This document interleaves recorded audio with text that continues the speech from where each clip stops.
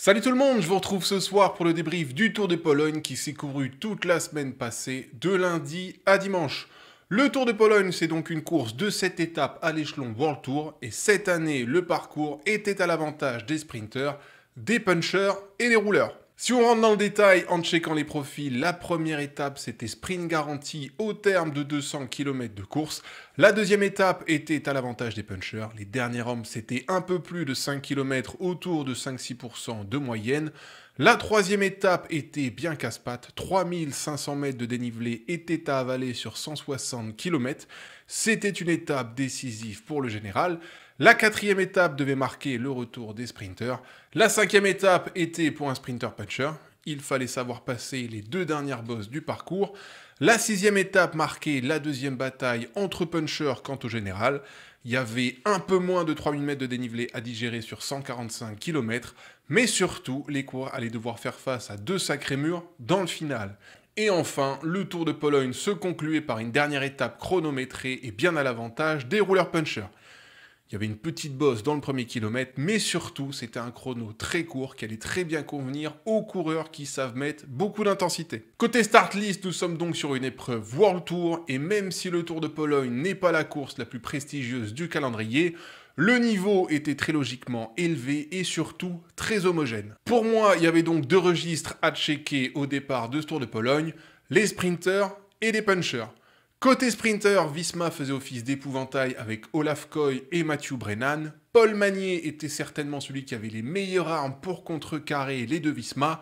Et il fallait également se méfier de Casper Van Uden, qui avait été un des très grands sprinters du Tour d'Italie et qui avait là un parcours à sa convenance. Et côté puncher slash favori de ce Tour de Pologne, là il y avait du monde. Bahreïn autour d'Antonio Tiberi et Peyo Bilbao, Decathlon autour de Dorian Godon et Paul Lapera, Lidl autour de Matthias Vacek, qui était mon favori au départ de ce Tour de Pologne, Red Bull autour de Maxime Van Rils et Finn Fischer-Black, Picnic autour de Max Poole, et UAE, bien sûr, bien évidemment, autour de Brandon McNulty et Jan Christen. Bref, voilà un petit peu les favoris que j'avais en tête au départ de cette épreuve. Je passe au résumé de la course. Comme je vous le disais, la première étape, c'était sprint garanti à l'arrivée. Le peloton est bien groupé au dernier kilomètre. Les équipes Intermarché et Visma essayent de mettre en place un train, mais sans succès. Le final est assez décousu. Tim Thorn, Teutenberg et Selé lancent d'extrêmement loin son sprint aux 350 mètres. Max Canter et Ben Turner sautent dans sa roue, mais c'est trop loin. Mathieu Brennan, qui protégeait Olaf Koy, ouvre la porte à son leader aux 200 mètres et en commettant une vilaine faute. J'y reviendrai après. Olaf Koy déborde tous ses adversaires et malgré le retour très énergique de Paul Magnier, le néerlandais s'impose derrière sur cette première étape devant Paul Magnier. Et c'est Jensen Plouride qui boucle le podium. Bien, au débrief de ce sprint, on va parler carton jaune. 2 cartons auront été distribués par l'UCI au terme de ce final. Le premier, il est pour Tim Thorn Teutenberg, qui nous a fait un petit festival technique avant la flamme rouge. C'est très bien réalisé, c'était très propre, mais c'est désormais interdit et à raison. Si, dans le plus grand des malheurs, il se loupe, il y a 50 mecs au sol. Et le deuxième carton, il est pour Mathieu Brennan. Et là, la petite pépite britannique, elle a fait de la merde. En voulant ouvrir la porte, Mathieu Brennan va se déporter à l'extérieur, alors que les coureurs qui remontent vont très logiquement vers l'intérieur pour suivre la courbe. Ça, c'est niette, ça ne doit pas se faire. Il est à deux doigts de faucher Fernando Gaviria qui ne demandait qu'à faire son sprint. Et accessoirement, ce mouvement de course ralentit Michael Zillard et Paul Magnier qui, sans ça, auraient pu l'emporter. Les sprints musclés, je ne suis pas contre, bien au contraire, mais la ligne, il faut la tenir, surtout quand on est lanceur. Sanction méritée. La deuxième étape, c'est explication entre punchers dans les dernières rampes, les 3 derniers kilomètres avoisinés les 7%. Dans cette course de côte, UAE va rouler pleine balle pour Jan Christen avant d'être relayé par Michal Kwiatkowski, qui va savoir placer à la perfection Magnus Sheffield. Jan Christen s'enflamme aux 400 mètres, le coureur suisse est très costaud et est suivi par Finn Fischer-Black. Les deux coureurs font forte impression, mais Matthias Vacek garde son calme en 3e position, emmenant avec lui Paul Lapera et Antonio Tiberi. Paul Lapera dépose tout le monde dans les 100 derniers mètres. Le coureur français aura parfaitement géré son effort et devant sur la ligne, Matthias Vacek, Victor Langelotti revenu de l'arrière, Antonio Tiberi et Jan Christen. Jan Christen et Finn Fischer-Black qui auront été très costauds, ils se sont emballés trop tôt. Dommage pour eux, tant mieux pour Lapera qui prend alors les commandes du général. Sur la troisième étape, nous devions avoir une première explication quant au général. C'était une étape à 3500 mètres de dénivelé positif. La course est très sélective jusqu'à l'orée des 30 derniers kilomètres. 3 coureurs ouvrent alors la route et sont à portée de fusil du groupe de favoris. Mais dans la descente qui amène les coureurs à la dernière bosse du circuit, 5 coureurs partent brutalement à la faute. Matthias Vacek, Antonio Tiberi, Rafał Majka et le maillot jaune Paul Lapera sont impliqués. La chute semble sérieuse pour les coureurs touchés. A priori, pas de quoi cependant remettre en question le déroulé de l'étape. Mais les organisateurs vont prendre la décision d'arrêter les coureurs et d'interrompre provisoirement la course. Alors, sur le papier, ça peut sembler exagéré d'interrompre la course pour ce type d'incident. Les chutes font partie du jeu. Mais avec le recul, je pense que l'organisation prend à ce moment-là la bonne décision et il y a 2 raisons à cela. Tout d'abord, avec le nombre de coureurs impliqués et avec la présence d'une seule ambulance derrière les coureurs à ce moment-là de la course, la direction de course ne pouvait pas prendre le risque de mettre en danger les autres coureurs.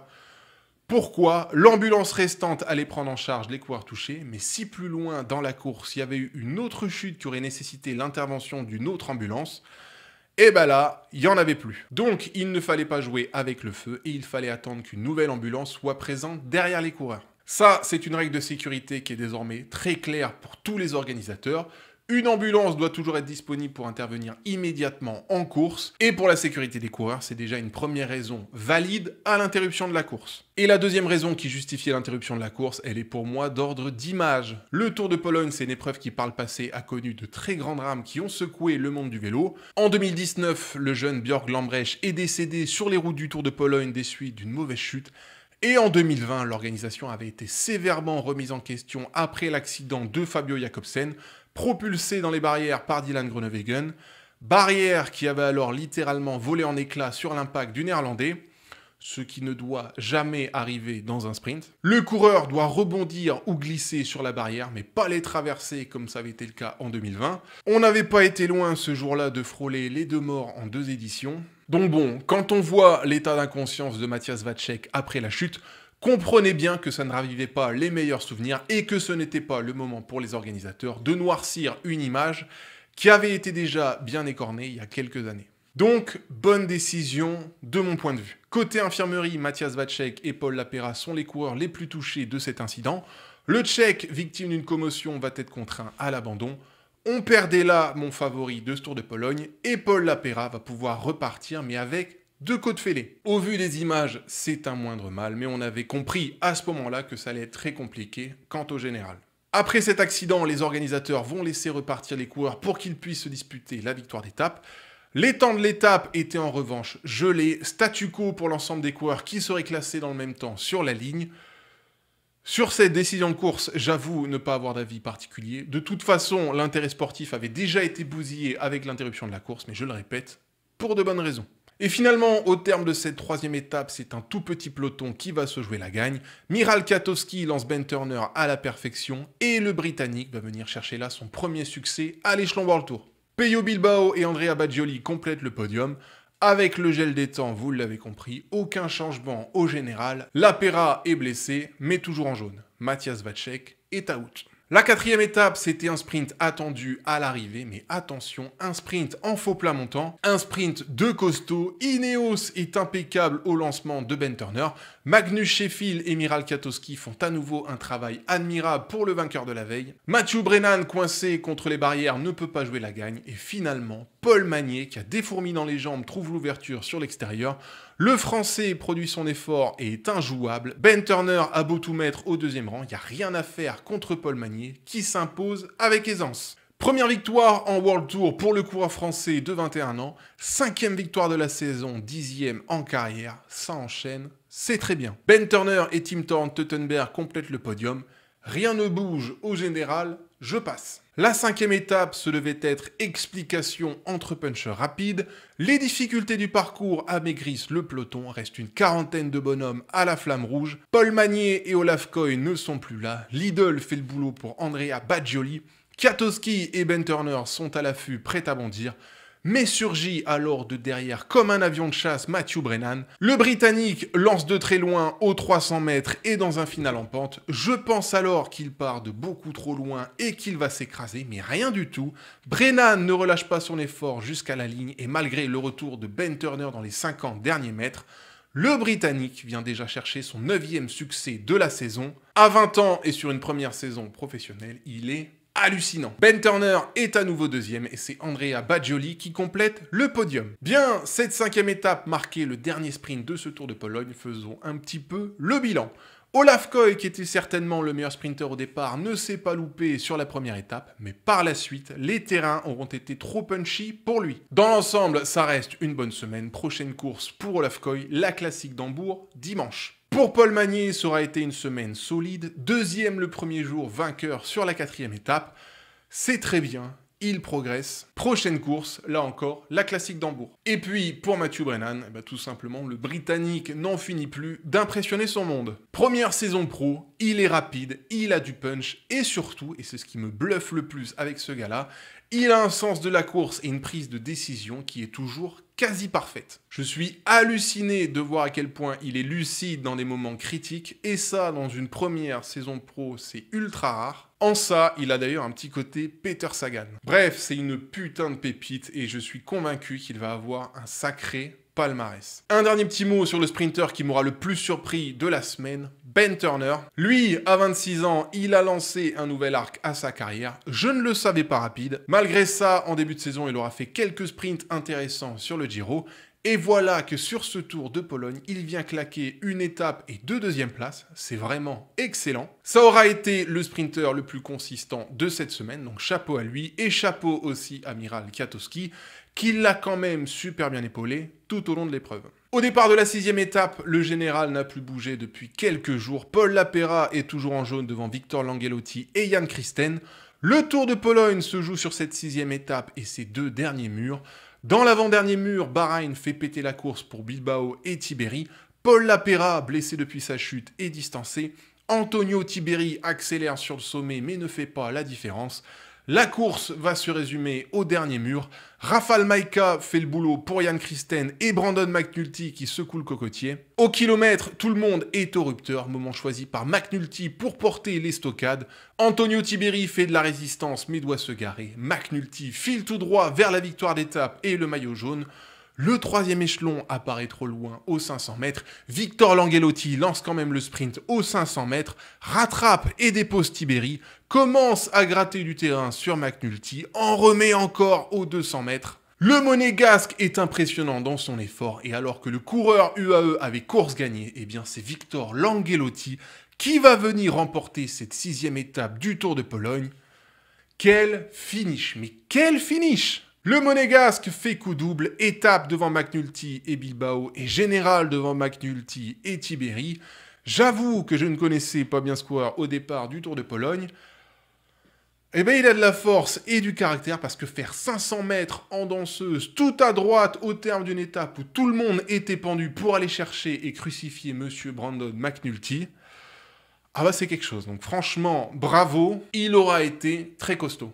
Bien, pour conclure ce Tour de Pologne, il ne restait que le chrono de fermeture, chrono très court de 12 km avec une petite bosse en début de parcours. C'était un chrono à l'avantage des coureurs à la fois très explosif et bon rouleur. En somme, un chrono taillé pour Brandon McNulty, le 2e du général au départ de cette dernière étape. Le coureur américain ne déçoit pas et mieux encore impressionne et au terme de 12 km 500 bouclés à près de 52 de moyenne, Brandon McNulty vient mettre une tempête au temps de référence de Lorenzo Milesi. Matteo Sobrero est 3e, à noter la 4e place d'Antonio Tiberi qui monte en puissance en vue de la Vuelta et la 8e place de Jan Christen qui malgré ses clous en guise de canne est capable d'envoyer de sacrés watts sur le plat. Victor Langelotti ne termine que 21e de ce chrono à 46 secondes de McNulty. Et donc, au terme de ce Tour de Pologne, eh bien, c'est Brandon McNulty qui remporte l'épreuve devant Antonio Tiberi et Matteo Sobrero. UAE aura réalisé une semaine ultra solide avec les 4e et 8e places de Jan Christen et Rafał Majka. Je rappelle que c'est la dernière saison du vétéran polonais qui se retirera après le Tour de Lombardie. En vue de la Vuelta, Antonio Tiberi 2e et Mathieu Riccitello 13e ont montré qu'ils étaient bien et qu'ils montaient en pression. Et enfin, un dernier petit mot sur la révélation de la semaine, Victor Langelotti. Il a 30 ans, c'est sa première saison à l'échelon World Tour après 7 années passées au sein de la structure Burgos, qui était en Conti et qui doit désormais être en Pro Tour. Ce genre de révélation et d'épanouissement sur le tard n'est pas commun, surtout dans un cyclisme moderne où les recruteurs n'ont de yeux que pour les catégories de jeunes. Donc bravo à Ineos pour le pif et bravo à Victor Langelotti. À mon avis, le plafond de verre n'est plus très haut, mais sait-on jamais. Quoi qu'il en soit, il a montré cette semaine qu'il avait totalement sa place en World Tour. Et c'est là l'essentiel, donc bravo au Monégasque. Allez, c'est tout pour le débrief de ce Tour de Pologne. Je vous laisse ici, prenez soin de vous, et à très vite. Bye bye!